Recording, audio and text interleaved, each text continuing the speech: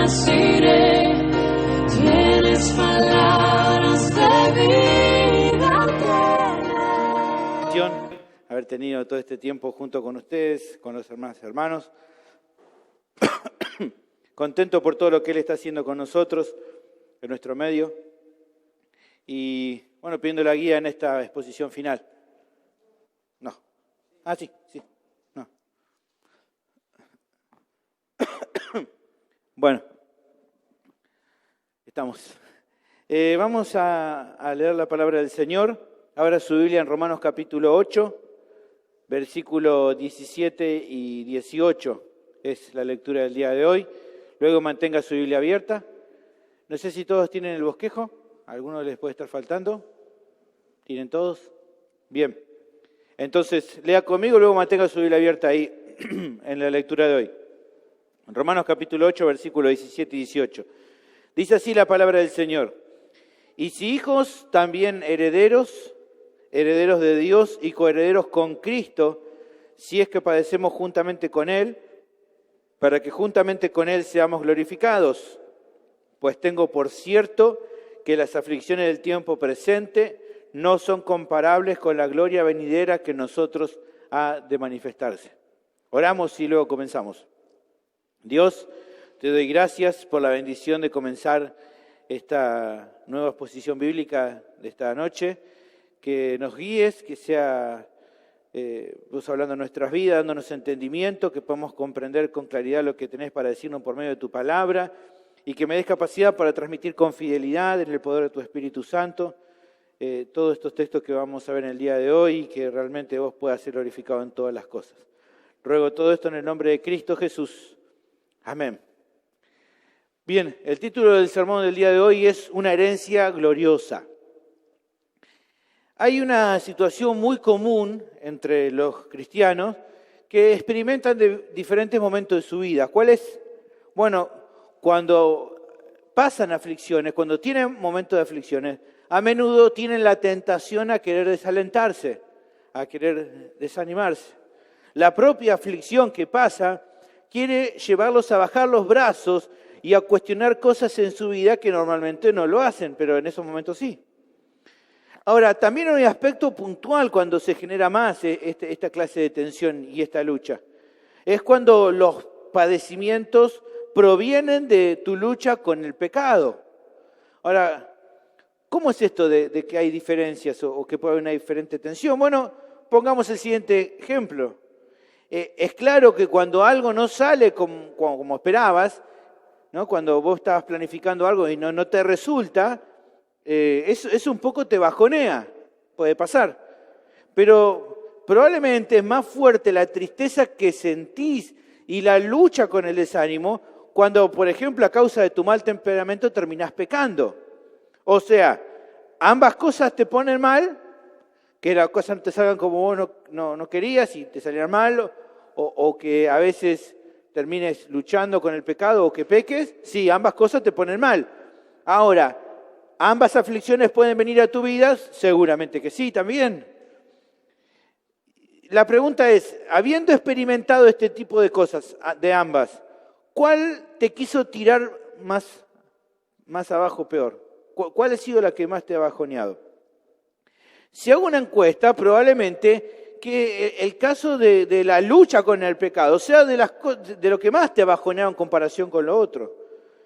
¿Por qué? Bueno, porque todas las aflicciones te quebrantan, nos quebrantan, pero principalmente las que se generan por nuestro pecado, generan mayor dolor y sentimiento de culpa en tu vida.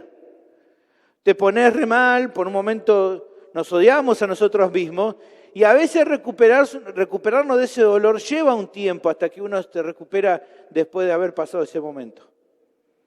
Ahora, ¿qué tiene que ver esta introducción con el pasaje de hoy? Creo que mucho. Hemos estado viendo que el creyente, desde que ha sido salvado por Dios, ha recibido vida espiritual en su interior que le permite andar en santidad. Hoy el creyente puede vivir en santidad porque quiere y porque puede. Eso lo hemos estado viendo ya en los anteriores sermones. También es cierto que hay pecado remanente en tu vida que combaten tus miembros. Eso también lo hemos visto ya en los anteriores sermones. Ahora, a partir del cambio producido, también hablamos de que el creyente tiene una nueva responsabilidad en cuanto a su pecado. ¿Qué dijimos? Un aspecto es que no debe andar de acuerdo a los deseos de la carne, y el segundo aspecto es que debe mortificar su pecado. Eso también lo vimos en anteriores sermones. Lo que pasa es que el asunto es que muchas veces el creyente no lo logra, o incluso a veces cuando lo logra, cuando tiene victoria sobre el pecado, así todo se pone mal al ver todavía que la maldad está latente en su vida. A veces resulta que lográs no ceder ante la tentación, vencer el pecado, pero te pones mal igual porque decís, bueno, ¿cuándo se acabará esto? ¿Cuándo dejarán de venir estos malos pensamientos? ¿Cuándo dejará venir este deseo de querer rebelarme contra la ley de Dios de esta o de esta otra manera? Todo esto hace que tu corazón se aflija, seguramente que se aflige.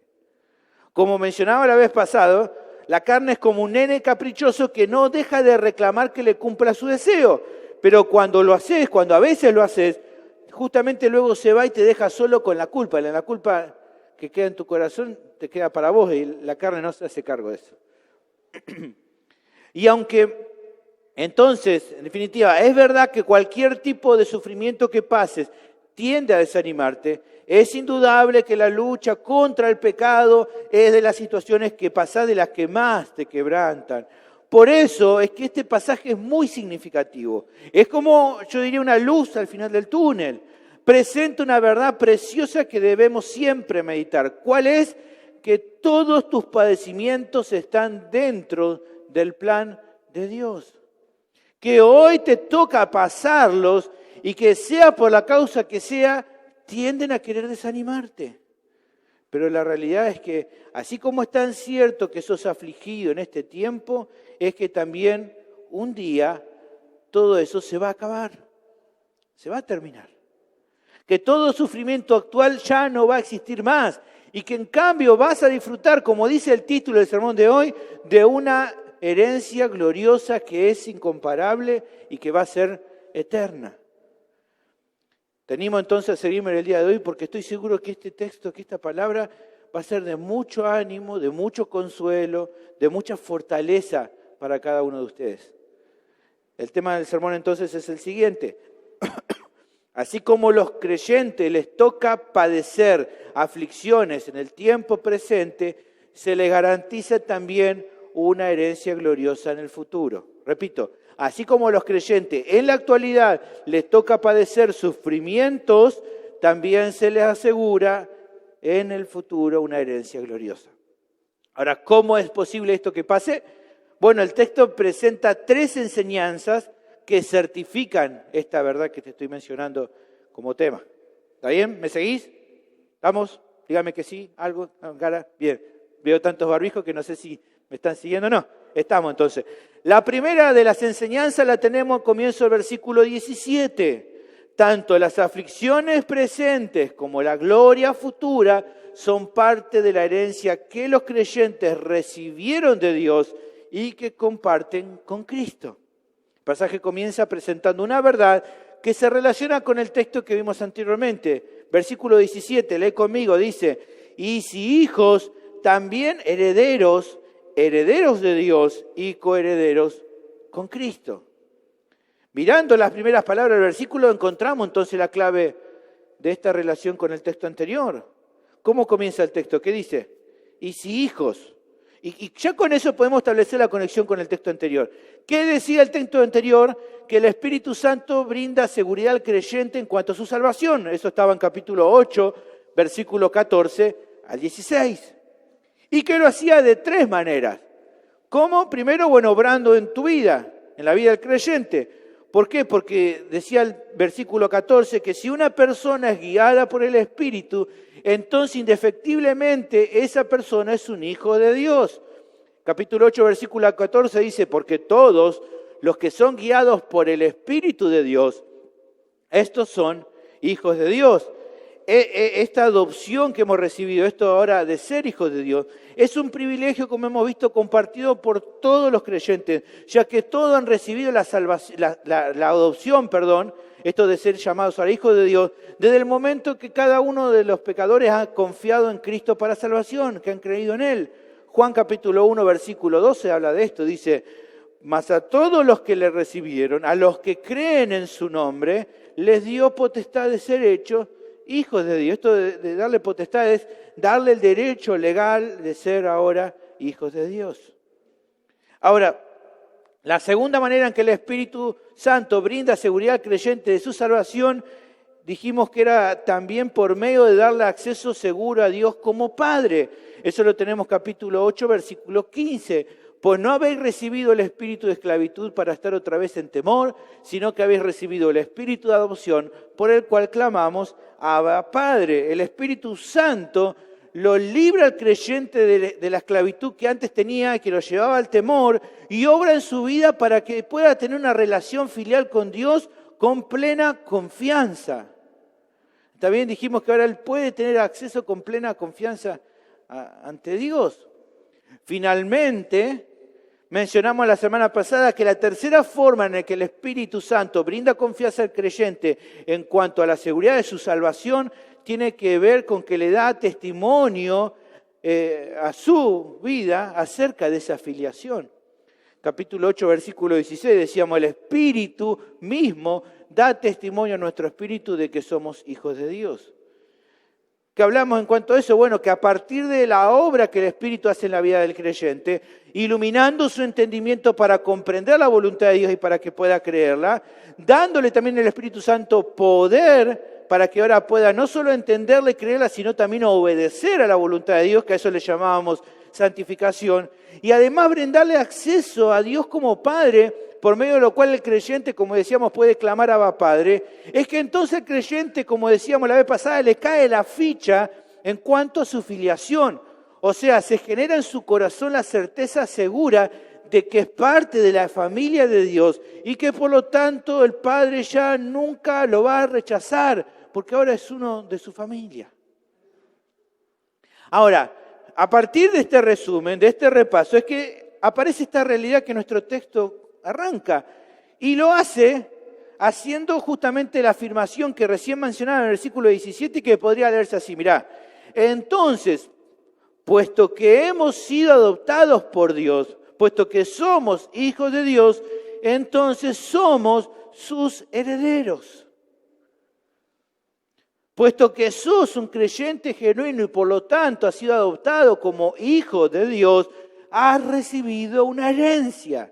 Esa es la verdad que tenemos aquí. De acuerdo al proceso, ¿qué significa esto? Bueno, de acuerdo al proceso de adopción, habíamos visto que una persona era aceptada como parte de una familia y ahora ya tiene el mismo derecho legal que el resto de los hijos que conforman esa familia. Y por lo tanto, esa persona, ese niño o esa persona que es adoptada, ha recibido una herencia. Sos heredero, has recibido una herencia. Y esta verdad, hermano, por sí sola, solamente al reflexionar por un instante en esto, nos damos cuenta que es una verdad tremenda.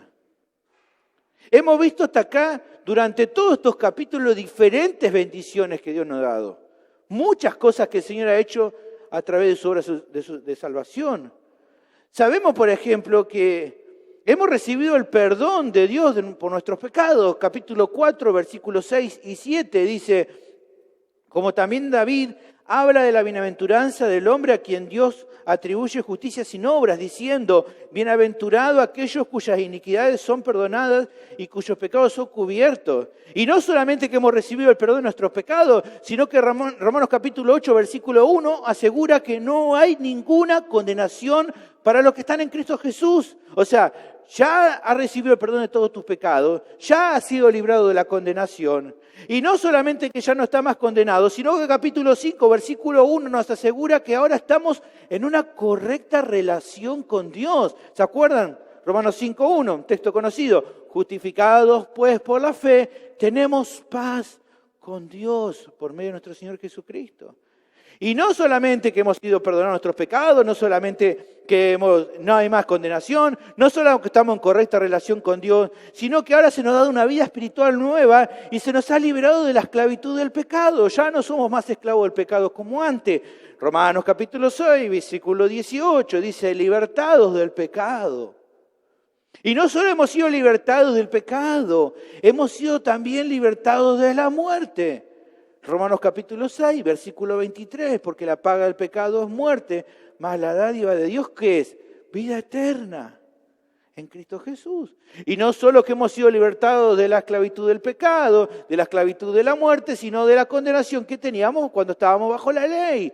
Capítulo 7, versículo 4 de Romanos, así también vosotros, hermanos míos, habéis muerto a la ley mediante el cuerpo de Cristo. Y no solamente todas estas bendiciones, sino también que ahora se nos dice, de acuerdo al nuevo pacto que vivimos, que ahora el Espíritu Santo ha hecho morada en nuestras vidas. Lo vimos en Romanos capítulo 8, versículo 9, esto ha sido más actual. Vimos que dice, mas vosotros no vivís según la carne, sino según el Espíritu, si es que el Espíritu de Dios mora en vosotros. ¿Ven todas las bendiciones que hemos recibido?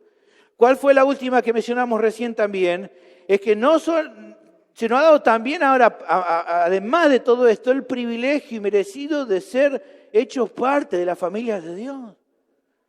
Entonces, haciendo un repaso rápido, hemos recibido el perdón de nuestros pecados, ya no estamos bajo condenación, ahora estamos en correcta relación con Dios, hemos sido liberados de la esclavitud del pecado, de la muerte, de la ley, ahora el Espíritu Santo mora dentro de nosotros, ahora somos llamados, somos hechos hijos de Dios, somos parte de la familia de Dios.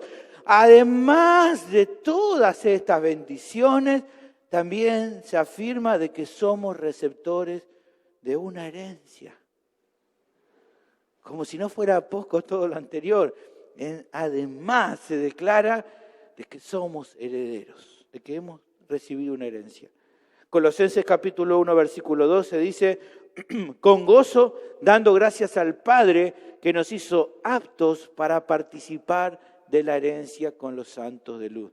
Hermanos, aunque todo esto parezca demasiado así de impresionante, es la salvación que se te ha dado solamente por gracia. Solo como un acto de gracia de Dios. La duda que puede surgir a partir de esta afirmación podría ser, bueno, pero ¿de qué se trata todo esto que tenemos una herencia? Somos una herencia, pero ¿de qué se trata?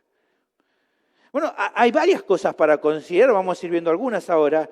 Lo primero al revisar el texto es que queda claro que el origen y la fuente de esta herencia es Dios mismo. ¿Cómo sabemos eso? Bueno, el texto lo dice. ¿Qué dice? Somos herederos de Dios. Eso nos aclara justamente esto, que la herencia que tenemos proviene de Dios mismo. El Padre, que nos aceptó como parte de su familia, ha decidido brindarnos una herencia con características que son tremendas.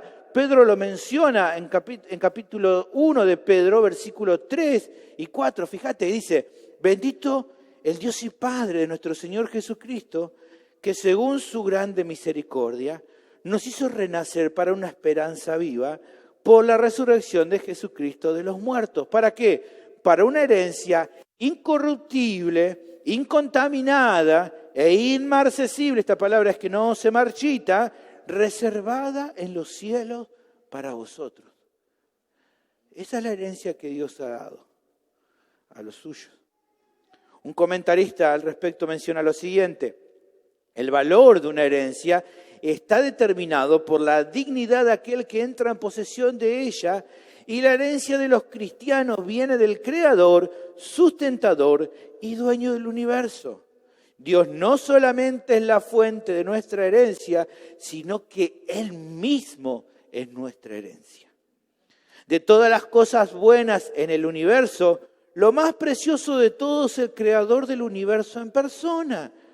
El salmista declaró, ¿a quién tengo yo en los cielos sino a ti? Y fuera de ti nada deseo en la tierra. Salmo 73, 25. Jeremías escribió, mi porción es Jehová, dijo mi alma, por tanto en él esperaré. Lamentaciones capítulo 3, versículo 24. La bendición más gloriosa de esta herencia es poder disfrutar de cada día, de disfrutar de una relación con Dios. Hoy, en el presente y por toda la eternidad. La bendición más hermosa que vas a tener es estar en la presencia de Dios para siempre, para toda la eternidad. Y no solamente eso aclara el pasaje, el pasaje también no solo declara cuál es la fuente de esta herencia, sino también la extensión o el alcance de esta herencia. Fíjate que se menciona que no somos solamente herederos de Dios, sino coherederos con Cristo. O sea, que con decir entonces que somos coherederos con Cristo se está enseñando que los creyentes comparten con el Señor la misma herencia. Si son coherederos, está hablando de una misma herencia. Bueno, esa misma herencia la comparten Jesucristo y todos los creyentes. O dicho de otra manera, lo que el Hijo recibirá también será repartido para nosotros. Ahora, hay que aclarar esto, ¿no? No está diciendo aquí entonces Pablo de que vamos a ser venerados y adorados como Él lo será. No nos vamos a convertir ni en dioses, ni dioses junior, ni ninguna de esas pavadas que se escuchan por ahí. No hay nada de verdad en eso, no es eso.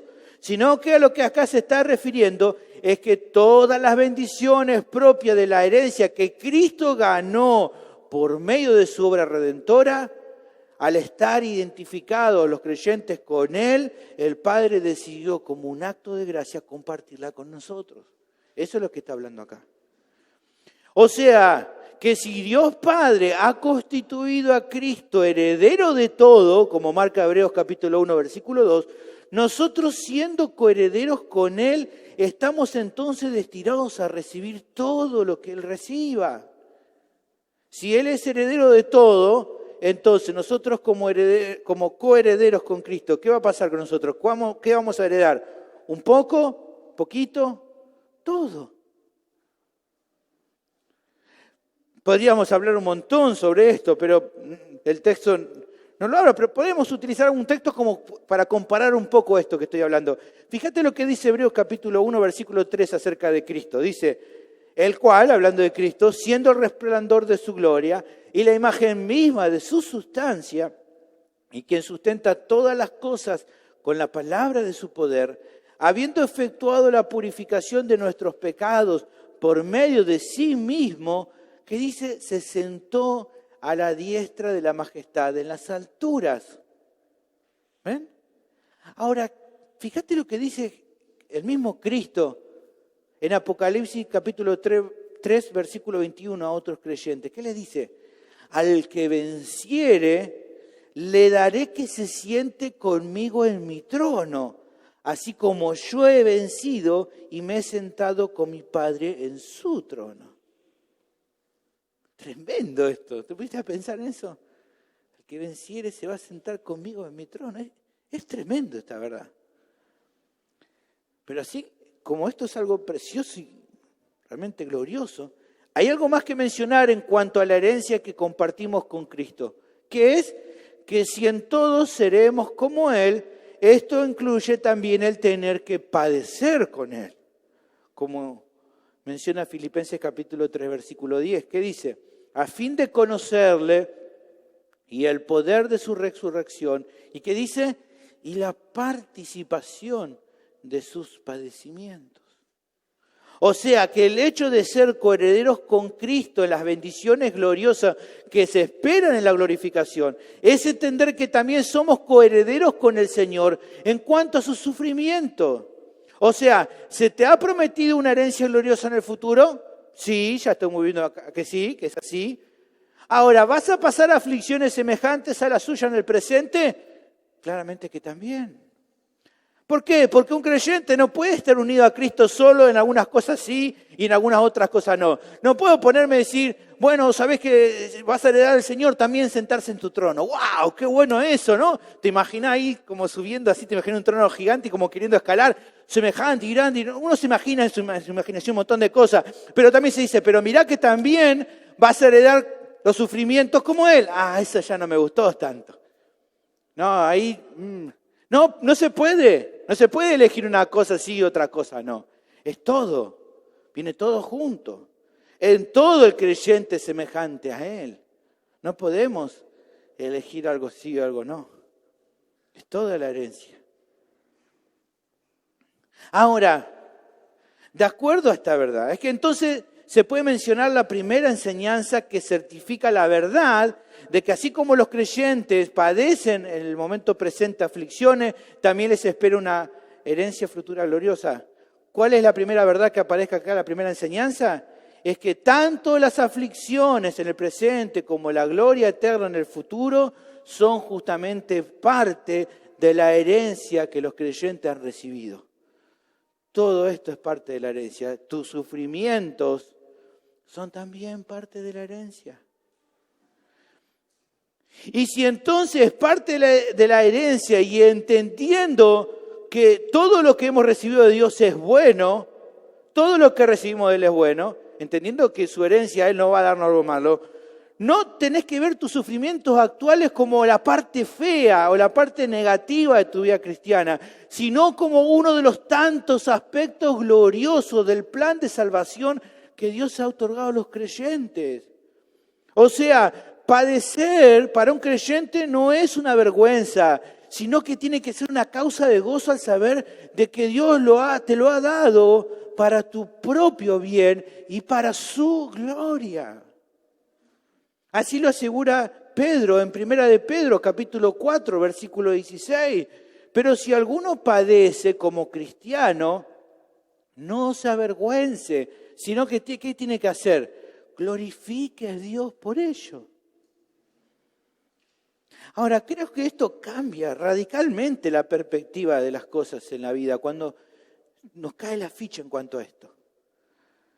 Y más porque en este tiempo, lamentablemente, en muchas congregaciones supuestamente evangélicas y en muchos predicadores que se dicen evangélicos, está esta enseñanza errada, totalmente errada, de que Dios no quiere que sufras. O que si tal vez te pasa de que sufras es por un problema de falta de fe. O porque tal vez tenés que hacer algún tipo de ofrenda, ¿no? Algo que tenés que traer para que entonces así ya pares de sufrir. Bueno, nada que ver. A ver, si nosotros dijéramos de que un creyente le toca momento de sufrir porque le falta fe, entonces estamos diciendo que, por ejemplo, el apóstol Pablo fue un siervo mediocre.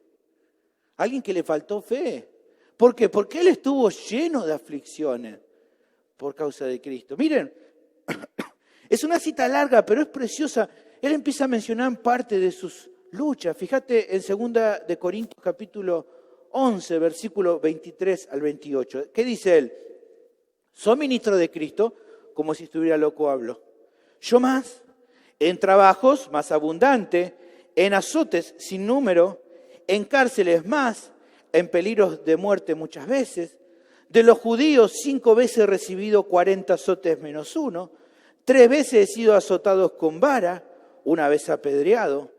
3 veces he padecido naufragio, 1 noche y 1 día he estado como náufrago en alta mar. En caminos muchas veces, en peligros de río, peligros de ladrones, peligros de la dominación, peligros de los gentiles, peligros en la ciudad, peligro en el desierto, peligro en el mar, peligro entre falsos hermanos, en trabajo y fatiga, en muchos desvelos, en hambre y sed, en muchos ayunos, en frío y en desnudez, y además de otras cosas, lo que sobre mí se agolpa cada día, la preocupación por todas las iglesias. Entonces, si el apóstol, alguien podría aducir de que por ahí le pasó lo que pasó por falta de fe, entonces era un apóstol retrucho. Pero no era así. Los truchos son los apóstoles que hoy dicen estas pavadas de que no van a sufrir. Y son truchos porque lo que ellos dicen tiene que ver con lo que hay en su corazón, porque ellos no quieren sufrir. Porque como bien explicaba la Escritura, el Dios de estos hombres es el vientre. Ellos quieren vivir cómodamente, entonces pensar en el sufrimiento no les cabe en su pensamiento y por eso meten estas cosas y demuestran lo que hay en su corazón, que es un deseo de vivir una vida cómoda, pero la vida cómoda no es la vida del cristiano. Si no, lo mismo tendrían que decir respecto a aquellos hombres mencionados justamente en el capítulo de la fe. Hebreos capítulo 11 habla de ellos, de otros creyentes, dice, otros experimentaron vituperios y azotes, y además de esto prisiones y cárceles, fueron apedreados, fueron aserrados, puestos a prueba, muertos a filo de espadas, anduvieron de acá para allá cubiertos de pieles de oveja y de cabras, pobres, angustiados, maltratados. Si uno dijera que esta gente, mirá si vamos a decir que esta gente le faltaba fe, cuando justamente se los pone de modelo en el capítulo que habla acerca de la fe. Así que, por más que digan de que el creyente, Dios no quiere que sufra, eso no es cierto. Todas estas personas que mencionaba, ellos lo tenían claro. ¿Por qué podían soportar esto? ¿Por qué siguieron adelante a pesar de todo esto? Bueno, porque ellos vieron a sus sufrimientos como un medio que Dios les daba para glorificar su nombre. En el relato de Hechos, cuando Pedro es azotado con Juan, dice que luego que salen de la presencia de Sanedrín, ellos estaban gozosos de haber padecido por causa del nombre de Cristo. No es que no les dolía, no es que no habrán llorado y se habrán lamentado en el momento del dolor, sino que el gozo se mostró en que siguieron adelante, entendiendo que Dios los puso en ese momento, en esa situación, porque Él sabía que era para su propio bien y para su gloria. Ellos se pusieron contentos o gozosos en ese momento de la aflicción porque pudieron mostrar el valor que Dios tenía para ellos. Hermanos, si la herencia más gloriosa que podemos tener es Dios mismo, entonces perder cosas en este tiempo no es motivo para quejarnos o levantar el puño al cielo, sino para dar gracias al Señor y alabarle incluso en medio del dolor. Mirá, en este sentido Job ilustra el corazón de un creyente que tenga todo o nada, sigue considerando al Señor como digno de recibir toda alabanza. Luego de haber recibido noticias de pérdidas muy tristes en su vida, dice que entonces Job se levantó y rasgó su manto y rasuró su cabeza, señal de que estaba muy afrentado por todo lo que pasó. Pero dice que, y se postró en tierra y adoró. ¿Y qué dijo? Y dijo, desnudo salí del vientre de mi madre y desnudo volveré allá. Jehová dio, Jehová quitó, sea el nombre de Jehová bendito. Este es el corazón de un creyente que sabe que Dios es digno de recibir la gloria, pase lo que pase. Hoy estás sufriendo, hoy estás pasando pruebas que te quebrantan. Bueno, te animo entonces a que dejes de ver eso como algo que te está frenando en tu andar cristiano. Que no mires eso de esa manera. Que no mires a tus aflicciones como algo que te esté frenando en tu andar cristiano, sino que empezar nuevamente o recordar de mirarlo de acuerdo a los ojos de la fe como lo que realmente es, que es un medio especial y glorioso para glorificar a Dios. Como cantamos nosotros esa canción preciosa de Vivir es Cristo, trae gloria, Señor, a tu nombre a través de mi aflicción. No si me la quitas. Si me la quitas, gloria a Dios por eso. Trae gloria a tu nombre por medio de quitarla. Pero si no la quitas, trae gloria también a tu nombre a través de lo que me toca pasar. Ahora, la duda que todavía alguien podría tener, bueno, esto está muy bueno, pero ¿qué tiene que ver con el tema que estaba tratando aquí el apóstol? Bueno, pensemos lo siguiente, mirá, el capítulo viene enseñando de que como sos un hijo de Dios, tu deber es no ceder ante los deseos de la carne y mortificar las prácticas pecaminosas que antes eran muy comunes en vos. Ahora, la realidad es que este deber, esta responsabilidad, causa aflicción. La vez pasada mencionaba que en la lucha contra el pecado hay que ser radicales. Mateo 5:29 dice, por tanto, si tu ojo derecho te es ocasión de caer, sácalo y échalo de ti, pues mejor te es que se pierda uno de tus miembros y no que todo tu cuerpo sea echado en el infierno. Ahora, eso en la práctica va a repercutir tal vez en decisiones y cambios que no van a ser tan sencillos o simples. Tal vez va a incluir apartarte de amistades íntimas con gente que no quiere agradar a Dios. Que vos sabés que seguir en comunión íntima con esas personas no te va a llevar a agradar a Dios porque ellos no quieren amar a Dios. Tal vez puede ser que obedecer la voluntad de Dios te lleve a decirle no o a alejarte de cosas que antes te encantaba, pero que ahora entendés que a Él le desagradan. O incluso en algún paso práctico que des en tu santidad, va a generar el rechazo de los demás. que incluso otros te puedan maltratar o que incluso hasta te persigan por tu fe. Y como si todo esto no fuera ya algo complicado, incluso hay otra mala noticia. Tu carne te va a querer tentar a aceptar cosas que vos ya tal vez rechazaste hace tiempo, no va a parar. Te va a querer intentar convencer una y otra vez diciéndote cosas como, bueno, no tiene nada de malo un poquito de eso. No seas tan santulón, no te vuelvas tan loco, no seas tan fanático. Vos tenés derecho a esto o a esto otro. Y muchas otras ideas que van a pasar por tu cabeza.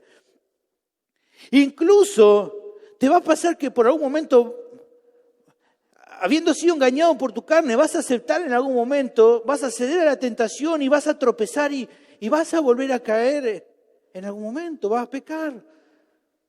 E incluso en ese momento, tal vez cuando peques, venga la disciplina de Dios en tu vida. Ahora, la pregunta ante todo este panorama es, ¿cómo se siente tu corazón ante todo esto que te mencioné? La respuesta yo creo que es clara. Todo creyente genuino sufre muchísimo en la batalla contra el pecado. Todos sufren. Probablemente aquel que diga yo no sufro mucho en mi batalla contra el pecado porque entonces no esté batallando de verdad contra el pecado. Porque si te toca batallar entendiendo que el pecado remanente está en tus miembros y todo el tiempo va a querer atacarte, entendés que el creyente no la pasa bien en esta batalla. Tiene que sufrir. Te va a pasar que por ahí mañana lunes vas a levantarte, bueno, como pum para arriba, ¿no? Te levantás temprano, te acostaste temprano hoy, ¿no? Para poder hacer mañana tu devocional. Oraste al Señor tranquilo a la mañana, ¿no? Meditación tranquila en Él. Oraste, le trajiste tus peticiones, leíste los textos que correspondían a tu devocional, leíste algún devocional muy lindo sobre la gracia de Dios, ¿no?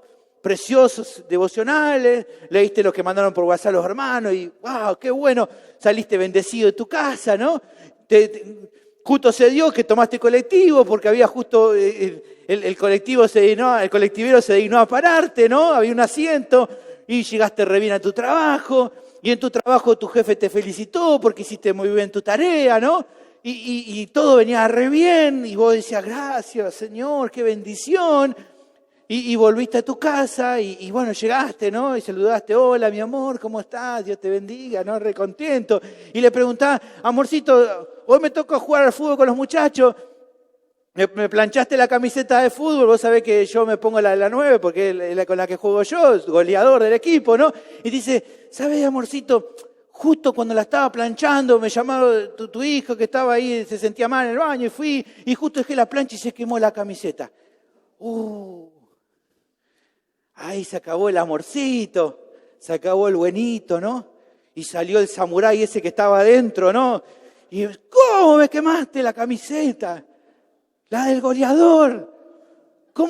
¿Qué me voy a poner ahora? ¿Con qué voy a jugar?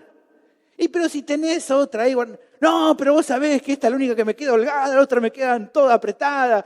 ¿Qué voy a hacer ahora? La cuarentena me dejó re mal. ¿Y qué hago ahora? ¿Con qué voy a jugar? ¿Y cómo no te vas a fijar? Qué descuidada que sos, que me quemaste la camisa. Y tu esposa dice, pero bueno, pero que tu hijo justo me llamó y no te pongas así. ¿Cómo no me voy a poner así? Ya te enojaste y le cantaste las 40, ¿no? Y ella dice, bueno, yo intenté hacerlo bien, pero perdoname. Y ya se pone a llorar.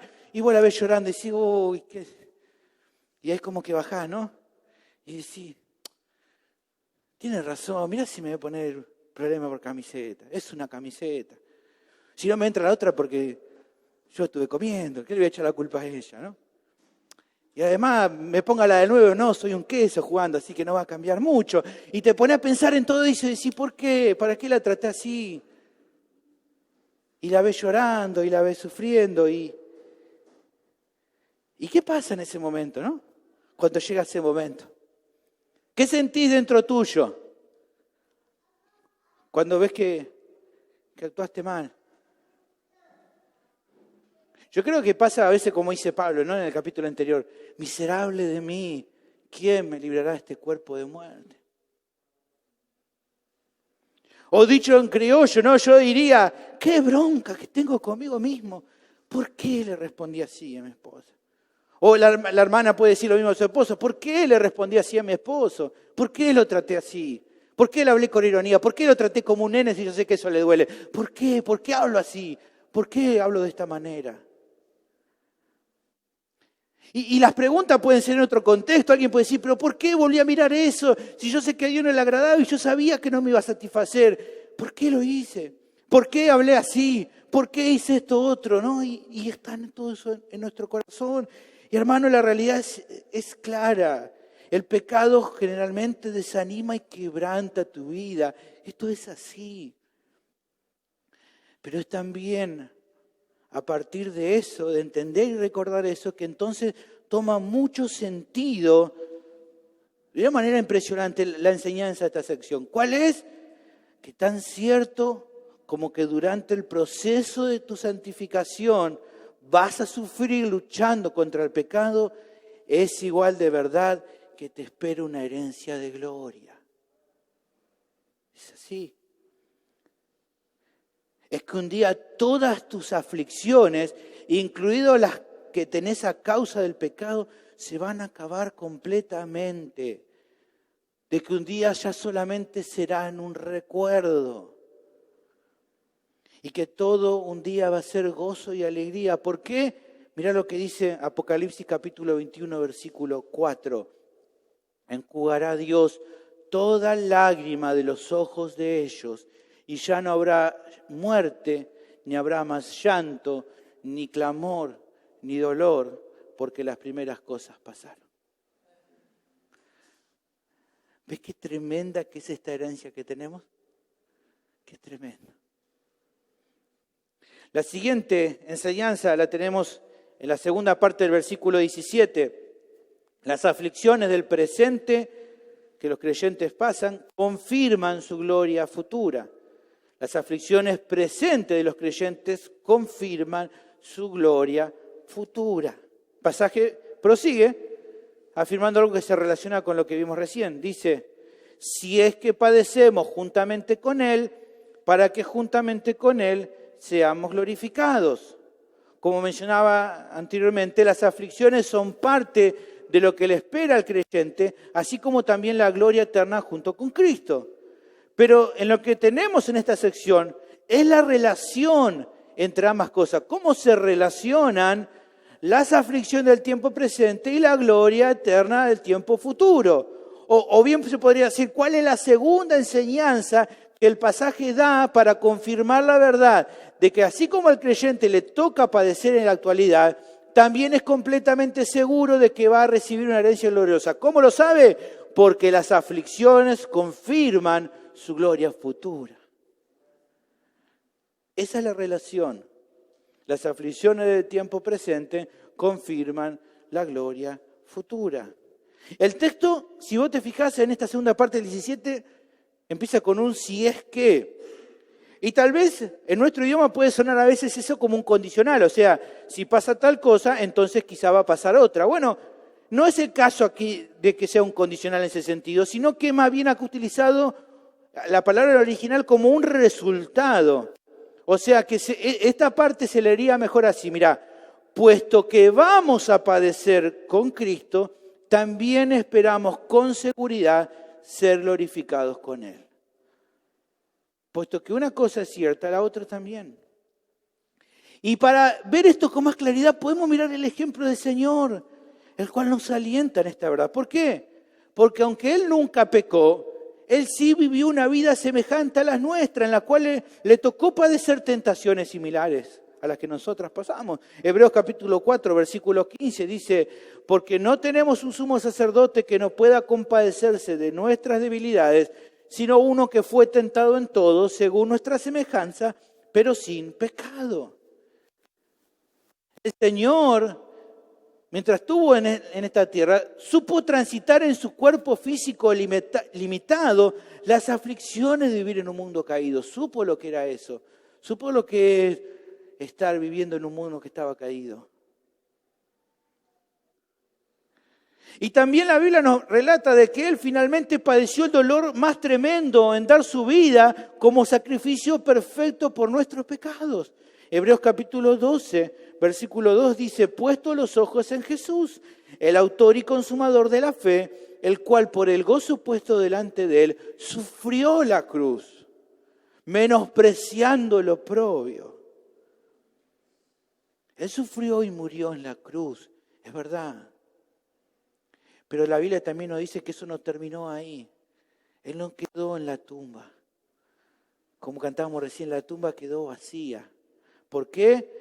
Porque la Biblia nos asegura que al tercer día resucitó con gloria para no morir ya nunca más. Lo vimos en Romanos capítulo 6, versículo 9, sabiendo que Cristo, habiendo resucitado de los muertos, ya no muere, la muerte no se enseñorea más de él. Él ha recibido un cuerpo nuevo como primicia de todos los que van a resucitar en su venida. 1 Corintios capítulo 15, versículo 20 al 23 asegura esto. Dice, mas ahora Cristo ha resucitado de los muertos, primicia de los que durmieron es hecho. Porque por cuanto la muerte entró por un hombre, también por un hombre la resurrección de los muertos.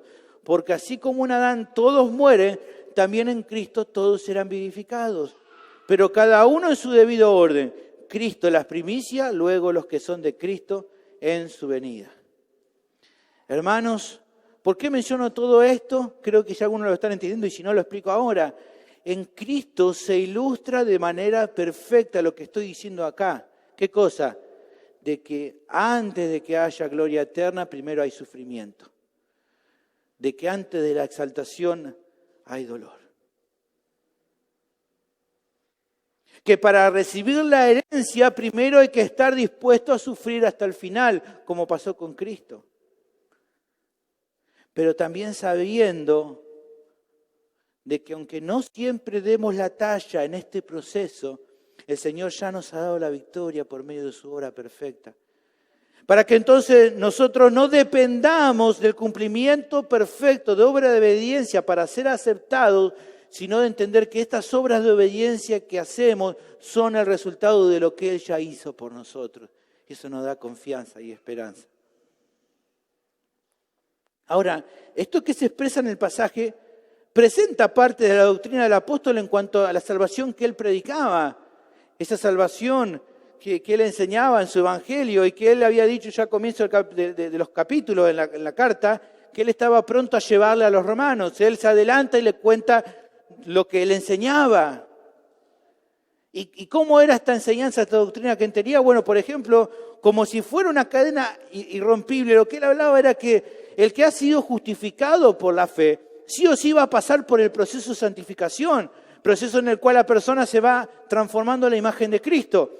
O dicho de otra forma, nosotros ya habíamos visto una cosa bien clara, ¿qué cosa? Que sin justificación no hay santificación. O también podríamos decir que si hay santificación es porque hubo justificación. Eso ya lo vimos en los capítulos anteriores. Pero acá en esta parte estamos viendo otro concepto que apunta a la seguridad absoluta de la salvación del creyente. ¿Cuál es? Bueno, dijimos, si hubo justificación, hay santificación. ¿Y qué está diciendo acá? Si hay santificación, entonces habrá glorificación. Porque esta cadena no puede romperse, porque Dios lo planificó así. Ya vamos a ver en su momento cuando lleguemos, Romanos capítulo 8, versículo 30. A los que predestinó, a estos también llamó. Y a los que llamó, a estos también justificó. Y a los que justificó, a estos también glorificó. Ahora, hablando respecto a la santificación, ¿cuál es una de las características de la santificación? Bueno, la lucha contra el pecado, el tener que mortificarlo. Y si entonces hay lucha contra el pecado, evidentemente hay aflicción. Pero es acá entonces donde se verifica lo que mencionaba. Las luchas y el dolor que el creyente pase por el conflicto permanente con el pecado que habita en su cuerpo es una de las maneras en la cual verifica que le espera una glorificación final. La lucha que tenés a diario contra el pecado apunta a que piense y diga, sí, Señor, un día sé que te veré y esto va a terminar. Toda aflicción en tu vida apunta a confirmar tu adopción final y el gozo que te espera al recibir la herencia de Dios con Cristo. Ahora, todo esto nos tiene que chocar con la realidad de que nos esperan aflicciones durante todo el tiempo de nuestra vida. No es que en algún momento va a terminar. Algunas de esas aflicciones van a ser producto de nuestra lucha personal contra el pecado. Otras van a ser debido a que vivimos en un mundo caído que está camino de su destrucción. Y otras serán tal vez como rechazo al Evangelio de Cristo y de su obra. Van a ser de diferentes clases. Pero esperar que no haya estas cosas es engañarse a uno mismo. El pastor John MacArthur dice lo siguiente al respecto. Muchas de las promesas de Dios no son cosas que consideremos humanamente como positivas. Jesús prometió: el discípulo no es más que su maestro, ni el siervo más que su señor. Basta al discípulo ser como su maestro y al siervo como su señor. Si al padre de familia llamaron Beelzebú, cuánto más a los de su casa. Mateo 10, 24, 25. Pablo prometió que todos los que quieren vivir piadosamente padecerán persecución. 1 Timoteo 3, 12. Pedro implica la misma promesa de persecución en su primera epístola. Mas el Dios de toda gracia, que nos llamó a su gloria eterna en Jesucristo. Este texto lo sabemos de memoria, lo hemos escuchado en una canción muy bonita, pero que por alguna razón, no sé bien por qué el autor, es como que elude esta parte que dice: después que hayas padecido un poco de tiempo, es como que no quiere tomarlo en cuenta esto, Él mismo os perfeccione, afirme, fortalezca y establezca. El sufrimiento, luego dice MacArthur, es una parte integral del proceso de madurez espiritual. Y Pedro da por sentado que todo creyente verdadero tendrá que pasar por algún grado de sufrimiento por causa del Señor. Los que van a reinar con Cristo en la vida venidera disfrutarán las recompensas debidas a su sufrimiento por Él durante su vida en la tierra. Ahora, hay un aspecto que también es muy importante considerar de todo esto. El proceso de santificación en tu vida, como estuvimos viendo, te va haciendo más piadoso y más santo, o sea, con la meta de prepararte para tu encuentro con el Señor. ¿Hasta qué momento? Bueno, hasta el día de tu glorificación, cuando tu vida ya estará lista para disfrutar de una eternidad junto con Cristo.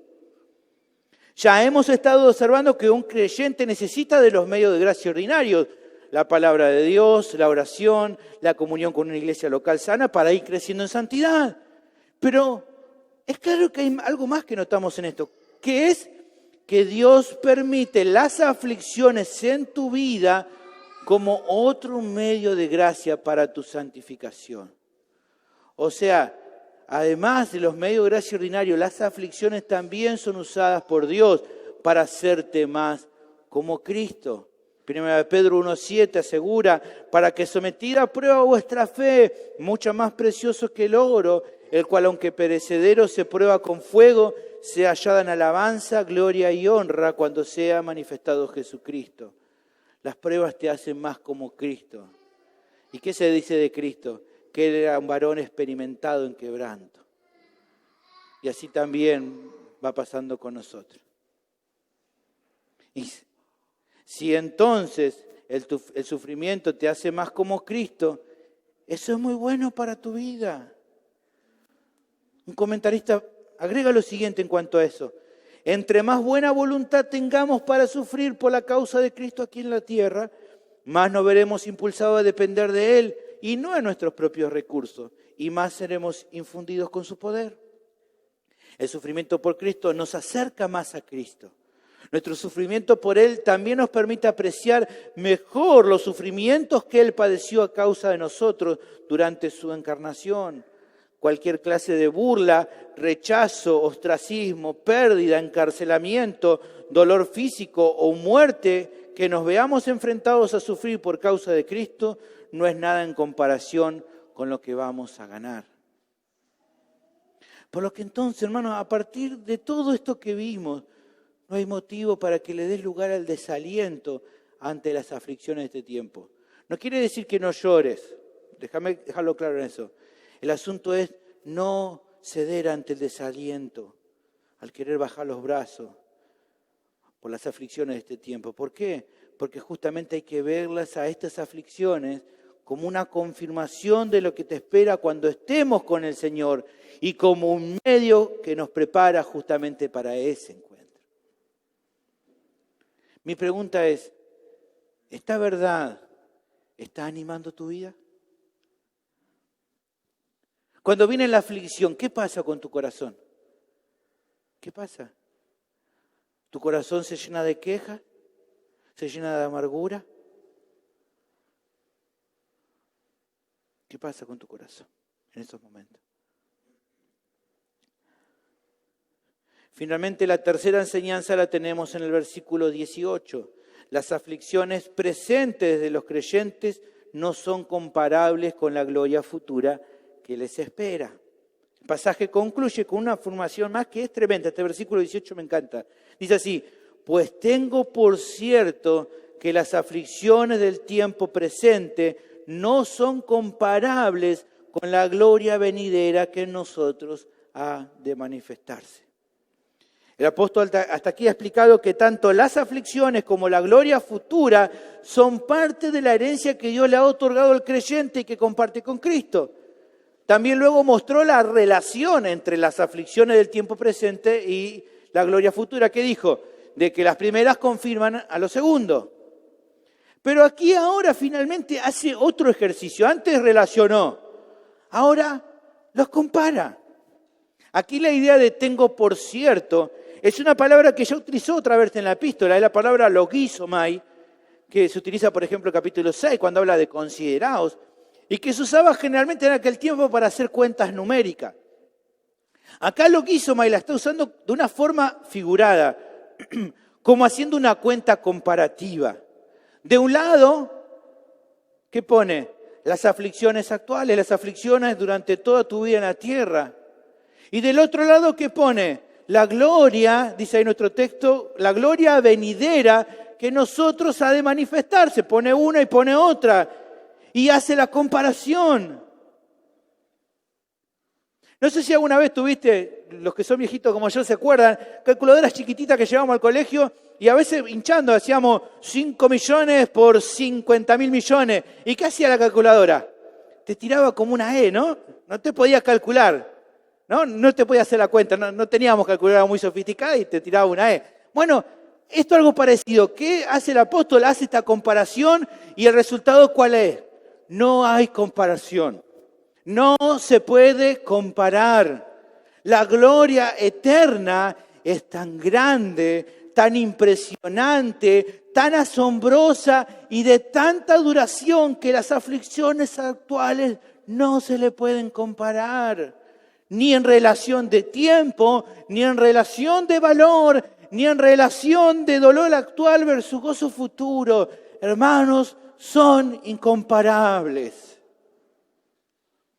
Segunda de Corintios capítulo 4, versículo 17 dice, porque esta leve tribulación momentánea produce en nosotros un cada vez más excelente y eterno peso de gloria. Ahora, esto debe llevarnos a una profunda reflexión en varios aspectos. Por un lado, en cuanto a volver a pensar en las enseñanzas del Señor Jesús. Él fue muy claro en la actitud que se espera de los discípulos de Él. ¿Qué es lo que espera de sus discípulos? Cristo, que pongan su mirada principalmente en lo eterno y no tanto en lo temporal. Que primeramente tengan su mirada en lo eterno. Así lo muestra en Mateo capítulo 6, versículo 19. No os hagáis tesoro en la tierra, donde la polilla y el orín corrompe, donde ladrones minan ni hurtan, sino haceos tesoros en el cielo, donde ni la polilla ni el orín corrompen, y donde ladrones no minan ni hurtan, porque donde está vuestro tesoro, allí también estará vuestro corazón. Hermanos, estar enfocados más en las cosas terrenales que en las cosas eternas, en las cosas temporales, y no tanto en lo que nos espera luego, es una necedad. Es una torpeza absoluta de tu parte si lo estás haciendo. Tal es así que el Señor mismo lo dice en Mateo 16, 26. ¿De qué le sirve al hombre ganar todo el mundo si pierde su alma? O como él mismo lo dice en Marcos 8:35, todo el que quiera salvar su vida la perderá, pero todo aquel que la entregue por mi causa y por el Evangelio la salvará. El apóstol, justamente pensando en eso, considera esta misma verdad que había conquistado su vida. Él por causa de Cristo lo había perdido todo, pero en su vida había completa satisfacción porque sabía lo que le esperaba. A los ojos de los demás él podía haber perdido todo, pero él decía, yo he dejado todo eso por un bien mayor, por algo que realmente vale la pena. Porque he hecho en un sentido lo que el Señor Jesús decía, como aquel que encontró ese tesoro y entonces lo vendió todo lo que tenía, compró el terreno, estaba ese tesoro porque había un bien mayor en ese lugar. Él lo expresa así en Filipenses capítulo 3, versículos 7 y 8, en cuanto a la gran tesoro que encontró. Y dice, pero cuantas cosas eran para mí ganancia, las he estimado como pérdida por amor de Cristo. Y ciertamente aún estimo todas las cosas como pérdidas. ¿Por qué? Por la excelencia del conocimiento de Cristo Jesús, mi Señor. Ese es mi tesoro más grande. Por amor del cual lo he perdido todo y lo tengo por basura para ganar a Cristo. Mi pregunta es así con vos. Mi pregunta es, ¿dónde está puesta hoy tu mirada? ¿Dónde? ¿Dónde está puesto hoy tu mirada? Por otra parte, esta verdad también nos tiene que llenar de expectativa en cuanto al regreso de Cristo.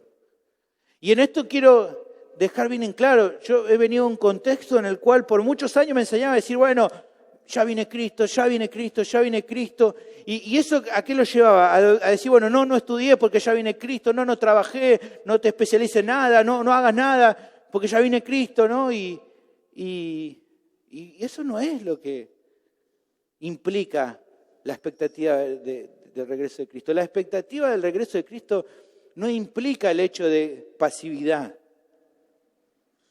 sino que todo lo que hagas, estudies, trabajes, hagas lo que hagas, es con la esperanza puesta en saber que pronto viene Cristo para dar recompensa a los suyos y que cada uno va a ser juzgado según lo que haya hecho mientras estaba en el cuerpo, sea bueno o sea malo, como dice 2 Corintios capítulo 5, versículo 10. La esperanza del retorno del Señor no debería generar pasividad en el creyente, sino el deseo de hacer todas las cosas para la gloria de Dios, como remarca 1 Corintios 10, 31. Mi pregunta ¿es así en tu vida? ¿Está tu corazón lleno de expectativa del regreso de Cristo? ¿Estás con un deseo porque el Señor venga ya? ¿O estás demasiado atado a las cosas de este mundo y por lo tanto no estás muy interesado en eso? Lo tercero y último que me hace reflexionar es volver a considerar el motivo de este pasaje. Los creyentes en Roma debían recordar que parte del plan de Dios era sufrir por la obra de Cristo y tener que padecer combates diarios por el deseo de querer honrar con su vida al Señor, entonces teniendo que luchar con el pecado. Pero Él está presentando esta parte para hacerles entender que toda esta lucha no tenía que desanimarlo. Y eso también es para nosotros. Seguramente hay hoy hermanos que están sufriendo de diferentes maneras y que están en este lugar. Seguramente que sí. De diferentes maneras, pero hay muchos que deben estar sufriendo. Y hay muchos que tal vez hayan llegado hoy a este lugar desgastados porque durante toda la semana tuvieron que luchar con la carne que quiso una y otra vez arrastrarlos al pecado. Y tal vez eso te tenga apocado o te tenga afligido. Quizás las luchas que te tengan de esta manera. Si ese es tu caso, mi ánimo para vos, de acuerdo a lo que vimos, es lo siguiente: seguí adelante. Seguí adelante. No baje los brazos. ¿Por qué? Porque ya falta menos para que la carrera termine. Ya queda menos. Ya estamos más cerca del regreso de Cristo de cuando creímos. La carrera se está terminando. Pronto se va a acabar. Y acordarte de las palabras que dijo el apóstol Pedro: resistan firmes en la fe, sabiendo que somos parte del pueblo que Dios salvó y que generación tras generación está luchando por causa de Cristo. 1 Pedro 5:9, al cual resistir firmes en la fe, sabiendo que los mismos padecimientos se van cumpliendo en vuestros hermanos en todo el mundo. Hermano, que nada te desanime de lo que puedas estar pasando, sino que hoy en Cristo puedas recuperar las fuerzas que necesites para seguir batallando hasta que Él regrese por nosotros o hasta que vayas un día a su encuentro. Finalmente, tengo algo más que advertirle a aquellos que todavía están sin Cristo, que tal vez me están escuchando aquí en este lugar o tal vez en la transmisión que estamos haciendo. Quizás vos también, a causa de haberle dado tanto tiempo la espalda a Dios, estás sufriendo las consecuencias de tu pecado. O tal vez no.